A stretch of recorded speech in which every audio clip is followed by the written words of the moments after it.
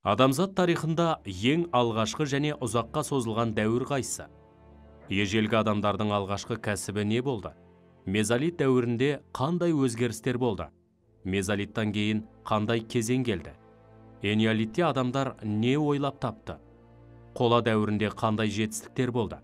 Аталған сұрақтарға жауап берейік. Адамзат тарихында ең алғашқы және ұзаққа созылған дәуір қайсы? Адамзат тарихында ең алғашқы және ұзаққа созылған дәуір палеолит.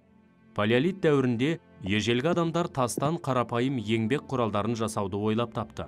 Олар аң аулап, жыртқыштардан қорғану үшін тобырға бірікті. Сондай-ақ бұл дәуірде адамдар отты игеруді үйренді. Ежелгі адамдардың алғашқы кәсібі не болды?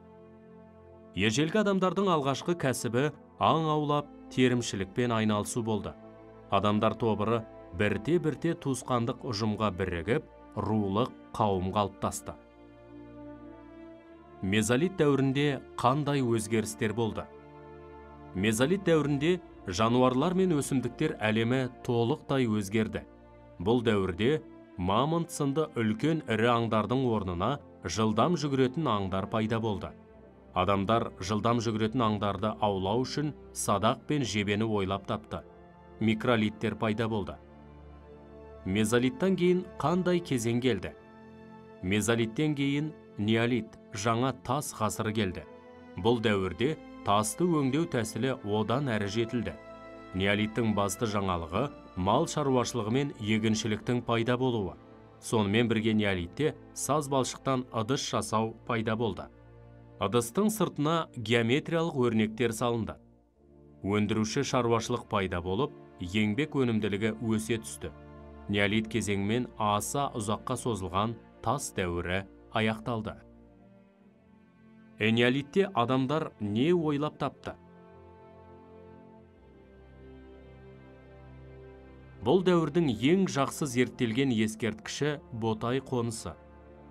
Ботайлықтардың қонысынан жылқы малының қаңқалары табылған. Жылқының бас сүйегін зерттеу барысында тістерінен ауыздық іздерін байқайды.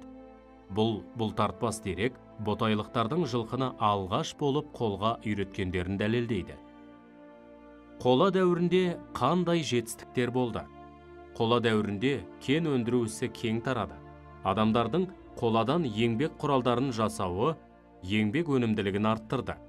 Қола дәуірінің алғашқы кезеңінде Андронов мәдениеті, кейінгі кезеңінде Беғазы Дәндібай мәдениеті қалыптасты. Жартылай көшпелі мал шаруашылығы пайда болды. Рулардан тұратын бірлестік тайпа пайда болды. Сонымен қатар қоғамда әлеуметтік жіктелу басталды. Тасқа салынған суреттер, петроглифтер ежелгі адамдардың әдет-ғұрпы, дүние танымы жайында ақпарат береді. Еліміз жартастарға салынған суреттер петроглифтердің саны мен әр алуандығы жөнінен әлемдегі ең бай жерлердің бірі болып есептелінеді. Оған дәлел ретінде суреттер көп табылған Тамғалы ескерткішінің ЮНЕСКО-ның әлемдік мұралар тізіміне енуі болды. Оқушылар, біз бейне материалды көріп аяқтадық.